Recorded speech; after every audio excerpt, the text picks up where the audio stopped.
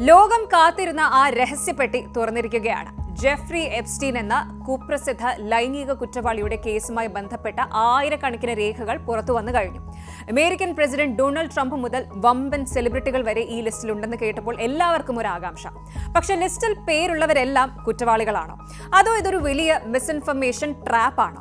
ഒരു വശത്ത് ഡൊണാൾഡ് ട്രംപിന്റെ വിമാനയാത്രകൾ, മറുവശത്ത് ദി ഇൻവിസിബിൾ മാൻ എന്ന് സ്വയം വിളിക്കുന്ന ഒരു നിഗൂഢ വ്യക്തി, ബാൽമൊറാൽ കാസലിലെ സമ്മർ ക്യാമ്പ്, ഗിസ്ലൈൻ മാക്സ്വെലിന് അയച്ച വിചിത്രമായ ഇമെയിലുകൾ, സംഗതി ഹോളിവുഡ് സിനിമയെ വെല്ലുന്ന ട്വിസ്റ്റുകളാണ് ഇതിൽ മുഴുവൻ. ആ ഇമെയിലുകൾ, ട്രംപിന്റെ വിമാനയാത്രകൾ, എപ്സ്റ്റീൻ അയച്ച വിചിത്രമായ കത്തുകൾ, പിന്നെ നമ്മുടെ സ്വന്തം AI ചാറ്റ് ബോട്ടുകൾ പടച്ചുവിട്ട ചില തമാശകൾ, ഇതൊക്കെ ഒന്ന് പരിശോധിക്കാം. ആദ്യം തന്നെ നമുക്ക് ട്രംപിന്റെ കാര്യത്തിലേക്ക് വരാം. ട്രംപ് നേരത്തെ പറഞ്ഞിരുന്നത് താൻ എപ്സ്റ്റീന്റെ വിമാനത്തിൽ ഒരിക്കൽ പോലും കയറിയിട്ടില്ല എന്നാണ്. പക്ഷേ പുതിയ ഫയലുകൾ പറയുന്നത് മറ്റൊന്നാണ്. 1993 1996 ഇടയിൽ ട്രംപ് എപ്സ്റ്റീന്റെ സ്വകാര്യ വിമാനത്തിൽ 8 തവണ യാത്ര ചെയ്തിട്ടുണ്ട് എന്നാണ്. ചില ഫ്ലൈറ്റുകളിൽ ട്രംപും എപ്സ്റ്റീനും പിന്നെ പേര് വെളിപ്പെടുത്താത്ത ഒരു 20 വയസ്സുകാരിയും മാത്രമായിരുന്നു യാത്രക്കാർ. വെറുതെ ഒന്ന് പറഞ്ഞു നോക്കിയതാവും എന്ന് നമുക്ക് തൽക്കാലം വിശ്വസിക്കാം, അല്ലെ?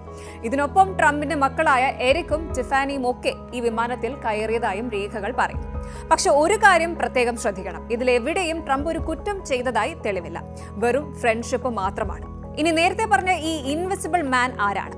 2001 ഓഗസ്റ്റിൽ നടന്ന ഒരു ഇമെയിൽ ഇടപാടാണ് ഇപ്പോൾ ലോകത്തെ ഞെട്ടിച്ചിരിക്കുന്നത്. ദി ഇൻവിസിബിൾ മാൻ എന്ന മെയിൽ അഡ്രസ്സിൽ നിന്ന് എപ്സ്റ്റീന്റെ കൂട്ടാളി മാക്സ്വെലിന് ഒരു മെയിൽ വരുന്നു.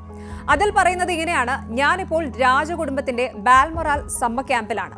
സ്കോട്ട്ലൻഡിലെ രാജകുടുംബത്തിന്റെ എസ്റ്റേറ്റ് ആണ് ഈ ബാൽമൊറാൽ കാസിൽ എന്ന് ഓർക്കണം. മെയിൽ അയച്ച ആൾ തന്റെ പേര് വെളിപ്പെടുത്തിയിട്ടില്ല, പകരം A എന്നാണ് ഒപ്പിട്ടിരിക്കുന്നത്. A എന്നാൽ ആര്? ആൾക്കാർ പറയുന്നത് ഇത് മുൻ ബ്രിട്ടീഷ് രാജകുമാരൻ പ്രിൻസ് ആൻഡ്രൂ ആകാനാണ് സാധ്യത എന്നാണ്. കാരണം അദ്ദേഹം അന്ന് റോയൽ നേവി RNൽ നിന്ന് വിരമിച്ച സമയമായിരുന്നു. മെയിലിൽ ഞാൻ RN വിട്ടു എന്നൊരു പരാമർശവുമുണ്ട്. എന്തായാലും ഈ A മാക്സ്വെല്ലിനോട് ചോദിക്കുന്നത് കേട്ടാൽ നമ്മൾ മൂക്കത്ത് വിരൽ വെച്ചു പോകും. മെയിലിലെ വരികൾ എങ്ങനെയാണ്: LA എങ്ങനെയുണ്ട്? എനിക്ക് വേണ്ടി പുതിയ ചില ഇൻഅപ്രോപ്രിയേറ്റ് ഫ്രണ്ട്സിനെ കണ്ടെത്തിയോ? നോക്കണം, നല്ല സുഹൃത്തുക്കളെ അല്ല, മറിച്ച് അനുയോജ്യമല്ലാത്ത കൂട്ടുകാരെ വേണമെന്നാണ് ആവശ്യം.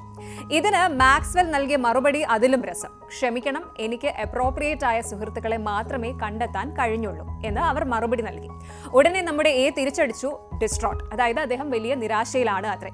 ഇതൊക്കെ കേൾക്കുമ്പോൾ നമുക്ക് തോന്നാം ലോകത്തെ വലിയ മനുഷ്യർക്ക് ഇതൊക്കെ എന്തിന്റെ കേടാണ് എന്ന്.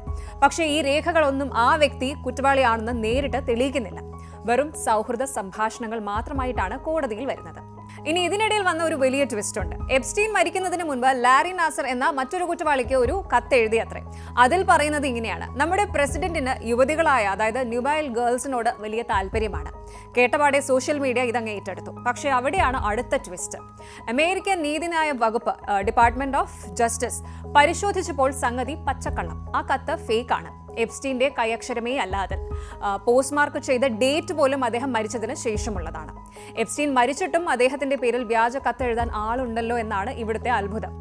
ട്രംപിനെതിരെയുള്ള നിരീക്ഷണവും ശക്തമാവുകയാണ്. എന്തായാലും ജസ്റ്റിസ് ഡിപ്പാർട്ട്മെന്റ് ട്രംപിനെ പ്രതിരോധിക്കാൻ നോക്കുന്നുണ്ടെങ്കിലും പുതിയ രേഖകൾ ഓരോന്നായി പുറത്തു വരുന്നത് അദ്ദേഹത്തിന് വലിയ തലവേദനയാണ് ഉണ്ടാക്കുന്നത്. പ്രത്യേകിച്ച് എപ്സ്റ്റീൻ ജയിലിൽ കിടക്കുമ്പോൾ എഴുതിയെന്ന് പറയപ്പെടുന്ന ആ വ്യാജ കത്ത്. അതിൽ ട്രംപിനെ കുറിച്ച് വളരെ മോശമായ രീതിയിലാണ് പരാമർശിച്ചിരിക്കുന്നത്. കത്ത് ഫേക്ക് ആണെന്ന് തെളിഞ്ഞുവെങ്കിലും അതുണ്ടാക്കിയ ഡാമേജ് ചെറുതല്ല എന്ന് വേണം പറയാൻ. ഇനിയാണ് ഏറ്റവും രസകരമായ കാര്യം. ഈ ഫയലുകൾ വന്നതോടെ എല്ലാവരും AI ചാറ്റ് ബോട്ടുകളോട് ചോദിക്കാൻ തുടങ്ങി, ഈ ലിസ്റ്റിൽ ഇന്ത്യൻ പേരുകൾ ഉണ്ടോ എന്ന്. AI ആണല്ലോ, ചോദിച്ചാൽ ഉത്തരം നൽകണമല്ലോ. അങ്ങനെ അത് ലിസ്റ്റിലുള്ള പേരുകൾ തപ്പി നോക്കി ചില പേരുകൾ പറഞ്ഞു. ഉടനെ സോഷ്യൽ മീഡിയയിൽ വാർത്ത പരന്നു: ഇതാ എപ്സ്റ്റീൻ ലിസ്റ്റിലെ ഇന്ത്യക്കാർ. സത്യം എന്താണെന്ന് വെച്ചാൽ ആ ലിസ്റ്റിൽ പേരുള്ളത് കൊണ്ട് ആരും കുറ്റവാളിയാകില്ല. ചിലപ്പോൾ ഒരു ഹോട്ടൽ ബുക്കിങ്ങോ അല്ലെങ്കിൽ എയർപോർട്ട് രേഖകളിലോ വന്ന പേരായിരിക്കാം അത് എന്നുള്ളതാണ് കാര്യം. പക്ഷേ AI അതിനെ എപ്സ്റ്റീൻ ലിസ്റ്റ് എന്ന് ലേബിൾ ചെയ്തതോടെ സംഗതി കൈവിട്ടു പോയി എന്ന് വേണം പറയാൻ. ഇതിനെയാണ് നമ്മൾ മിസ്ഇൻഫർമേഷൻ ട്രാപ്പ് എന്ന് വിളിക്കുന്നത്. ഒരു കാര്യം ഓർക്കുക, എപ്സ്റ്റീന്റെ വിമാനത്തിൽ കയറിയതോ അദ്ദേഹത്തെ പരിചയമുള്ളതോ ആയ എല്ലാവരും കുറ്റവാളികളല്ല. അപ്പോൾ ഫൈനൽ വേർഡിക്റ്റ് എന്താണ്? ഈ ഫയലുകൾ പുറത്തു വന്നതുകൊണ്ട് ആരും പെട്ടെന്ന് ജയിലിൽ പോകാൻ പോകുന്നില്ല. ട്രംപിന്റെയും മറ്റും പഴയ സൗഹൃദങ്ങൾ ഒന്നുകൂടി ചർച്ചയായി എന്ന് മാത്രം. രാഷ്ട്രീയ എതിരാളികൾക്ക് ഇത് നല്ലൊരു വെപ്പൺ ആണെങ്കിലും നിയമപരമായി പല രേഖകളും വെറും ആരോപണങ്ങൾ മാത്രമാണ്. അതുകൊണ്ട് വാട്സാപ്പിൽ വരുന്ന എപ്സ്റ്റീൻ ക്ലയന്റ് ലിസ്റ്റ് കണ്ട് ഞെട്ടുന്നതിന് മുൻപ് അതൊന്ന് ക്രോസ് ചെക്ക് ചെയ്യുക. പ്രത്യേകിച്ച് AI പറയുന്ന കാര്യങ്ങൾ കണ്ണടച്ച് വിശ്വസിക്കരുത്. ജെഫ്രി എപ്സ്റ്റീൻ എന്ന ആ പഴയ പവർഫുൾ മാൻ മരിച്ചിട്ടും അദ്ദേഹം ബാക്കി വെച്ചുപോയതൊക്കെ പലരെയും വേട്ടയാടിക്കൊണ്ടിരിക്കുകയാണ്. ഡൊണാൾഡ് ട്രംപ് ആകട്ടെ, ബ്രിട്ടീഷ് രാജകുടുംബമാകട്ടെ, സത്യങ്ങൾ പുറത്തു വരണമെന്നാണ് ലോകം ആഗ്രഹിക്കുന്നത്. പക്ഷേ ഈ ആയിരക്കണക്കിന് വരുന്ന പേജുകളിൽ എത്രത്തോളം സത്യമുണ്ട്, എത്രത്തോളം കെട്ടുകഥകളുണ്ട് എന്നത് വരും ദിവസങ്ങളിൽ മാത്രമേ വ്യക്തമാകൂ.